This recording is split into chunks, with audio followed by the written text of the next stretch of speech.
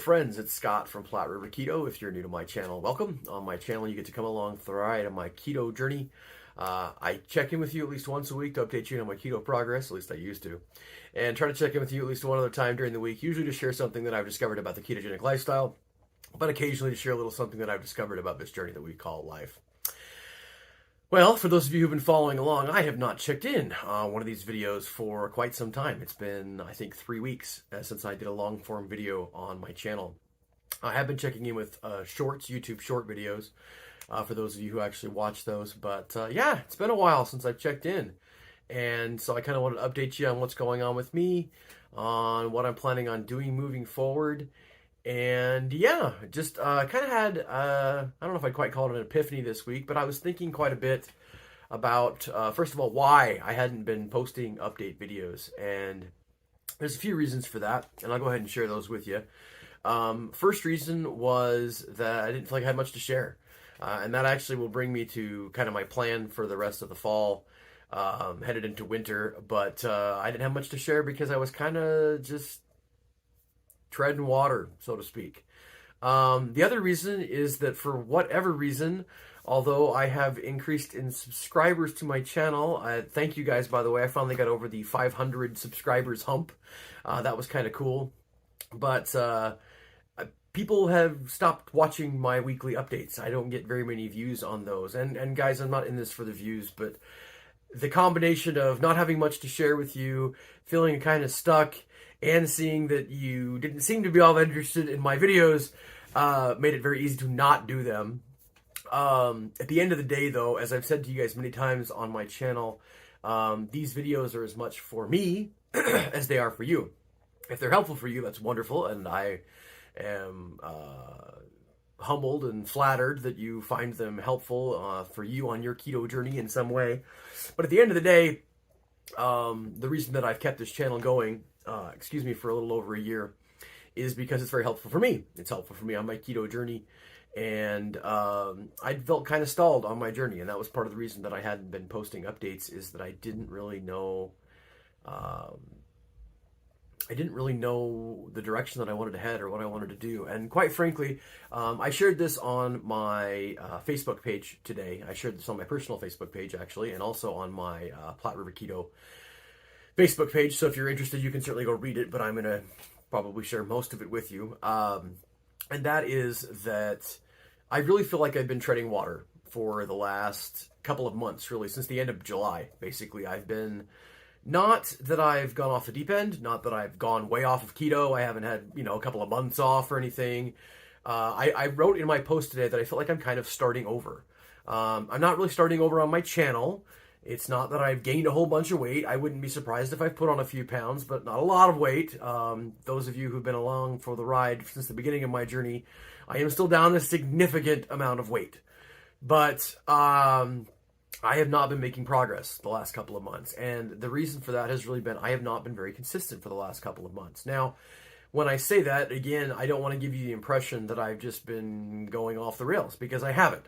I've had a day where I went off the rails, and that was a day that happened after some friends of ours, their son passed away unexpectedly, and we had a little bit of a hiccup at our church. Nothing, no faith crisis or anything, just human beings being human beings. We're all very imperfect, and we had a little thing that really was not a big thing, but it was a little thing that was in conjunction with what was going on with our friends, and the tragedy that happened in their family was just kind of rough. And Liz and I both had a day that was off plan. I mean, all the way off plan. We had all of the things, and it was interesting. Because I'm not going to say that was really the reason that I kind of put a plan together, but it was an interesting experience for me to really go off plan and say, I'm doing this and I'm doing it all the way. I'm having garbage that I shouldn't, and, had a pasta-filled dinner, follow that up with like cookies and ice cream, and again, all the things. I went all out that day. But the interesting thing about that was two things, really. One was the next day I was ready to go back to keto, and I knew that I certainly didn't want to live that way. But the second thing is that it didn't derail me like I thought that it might. I didn't have the kind of cravings that I thought that I might have. after having a day of eating a bunch of garbage. Am I saying that I recommend that for you? No. Am I saying that I would have recommended that for me 18 months ago? No. But I've been doing this for a little over 2 years, and I think I'd almost been scared to. Not that I haven't had a few slip ups over the last 2 years. Those of you who followed along on my channel will know I have, of course. But this was intentional. This was. My slip ups have mostly been like a part of a meal here, a part of a meal there. This was a day where I just said, forget it for the whole day. And I had all kinds of things that I shouldn't have and don't really want. But I was eating my feelings, and I really let it go. And like I said, in a way, I think it was kind of good for me, because I was able to realize that I've been doing this long enough that it didn't really derail my progress all that much. I got back to doing keto the next day. Unfortunately, I was joking with my wife, because between she and I, she had the more immediate reaction. She said her knee hurt like crazy the next day. Excuse me, and her hip did too. And I didn't actually have that level of immediate physical reaction. And so that's actually, I'm not going to say it was disappointing, because I'm glad that I didn't feel that lousy the next day, but I didn't have that kind of reaction. So that was very interesting. But sorry for the kind of getting off into the weeds there. As I was describing really what's been going on with me for the last couple of months, I talked about the one time that I really, in the last couple of weeks, really did go off plan for a day. But it's not that I've been doing that all the time. I had that one day, but honestly, I've been keto 95% of the time. But I haven't been strict keto. I've been, people call it lazy keto or dirty keto. I've been having a lot of keto treats and having a lot of things that I don't regulate very well. There's an argument that popcorn is definitely not keto. If you have like a cup of it, you're fine. But the problem is I don't regulate it very well. So when I I can have a cup of popcorn and that's still within my macros or whatever. The problem is I don't have a cup of popcorn. I have a whole 6 cups of popcorn. And so I've been doing that lately. Not every day, but enough that it's become kind of a habit where it's a couple times a week I'll have a bunch of popcorn. Or I've been having obviously more nuts. More peanut butter, more keto treats. That kind of thing is kind of what's been happening with me on a not infrequent basis over the last couple of months, really since the end of July, beginning of August, all the way through till this past week. And same thing was true with exercise. You guys know that I kind of had to do a bit of a reset about a month ago. And I was wanting to do that because I just haven't been consistent. And guys, I haven't been consistent. It's not that I quit exercising altogether.